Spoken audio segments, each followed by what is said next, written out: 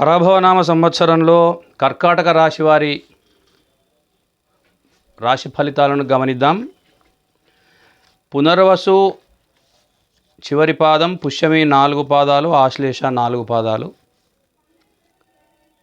ఈ కర్కాటక రాశికి చెందినవి. హీ, హూ, హే, హో, డ, డి, డు, డే, డో అక్షరాలు తమ పేర్ల ఎందు మొదలుగా ఉన్న వాళ్ళందరూ కూడా కర్కాటక రాశికి చెందిన వారు అవుతారు. వీరి ఆదాయం 2 అయితే వ్యయం 11. కాబట్టి ఆర్థిక విషయాలలో వీళ్ళు జాగ్రత్తగా ఉండాల్సిన అవసరం ఉన్నది. ఏమరపాటుగానో, తెలిసి తెలియకనో, కావాలనో, ఇతరులపై ఆధారపడో ఖర్చు చేస్తే మాత్రం ఆ ఖర్చులు తిరిగి వెనక్కు రావడం కొద్దిగా ఇబ్బందిగా ఉంటుంది. రాజపూజ్యం 4 అయితే అవమానం 7. ఇలా అనాలోచితంగా తీసుకునే నిర్ణయాల వల్ల సంఘంలో కీర్తి ప్రతిష్టలకు కొంత విఘాతం కలిగేటువంటి అవకాశం ఉంటుంది. కనుక గమనించి ఈ సంవత్సరం జీవనం సాగించవలసిందిగా కోరుతూ, వీరి సహజ లక్షణాలను గమనించినట్టయితే కోపం అధికంగా ఉంటుంది, కానీ ఆ కోపం క్షణభంగురంగా ఉంటుంది. కొద్ది కాలం మాత్రమే కోపం ఉండి తిరిగిపోతుంది. ప్రేమ, ద్వేషము, అతి సూక్ష్మ విషయాల యందు చక్కని ఊహ, కల్పనాశక్తి కలిగి ఉంటారు.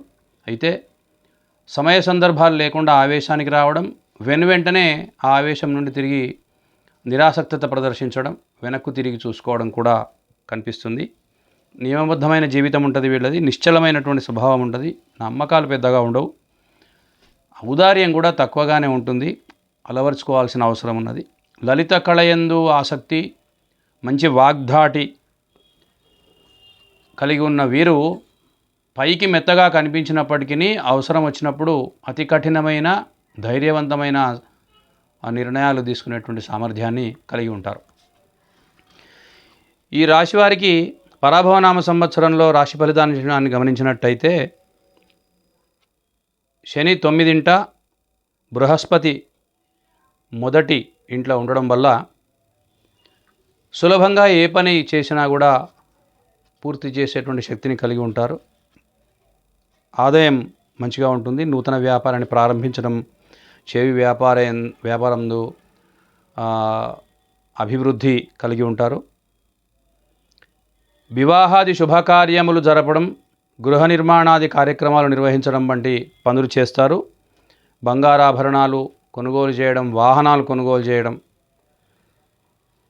ఇంట్లో సత్కార్యాలకు డబ్బు ఖర్చు చేయడం వంటి పనులు కూడా నిర్వహిస్తారు.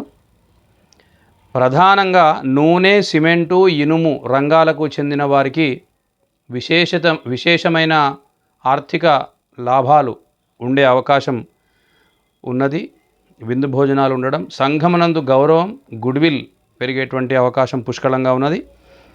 విద్యార్థులైతే పై చదువుల కోసం విదేశాలకు వెళ్ళేటువంటి అవకాశాలు కనిపిస్తూ ఉన్నాయి.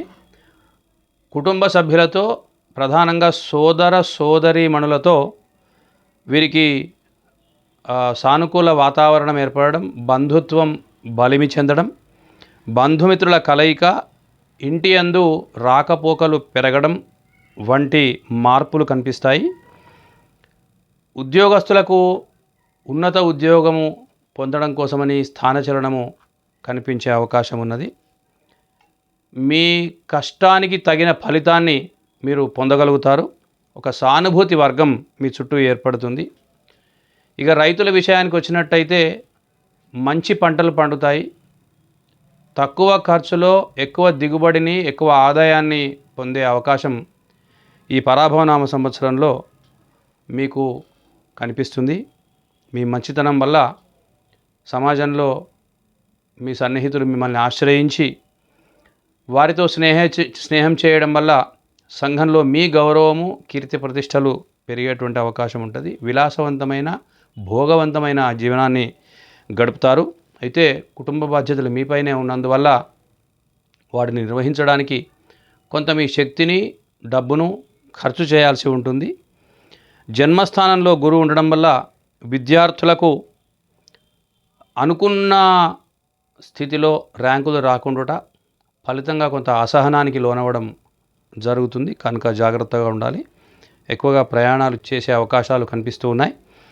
మీకు అవసరం వచ్చినప్పుడు సహాయం చేస్తా అన్న వ్యక్తులు, మీతోని సహాయాన్ని పొందిన వ్యక్తులు కృతజ్ఞత చూపించకపోగా కొంత దూరంగా జరిగే అవకాశం కూడా అప్పుడప్పుడు కనిపిస్తుంది.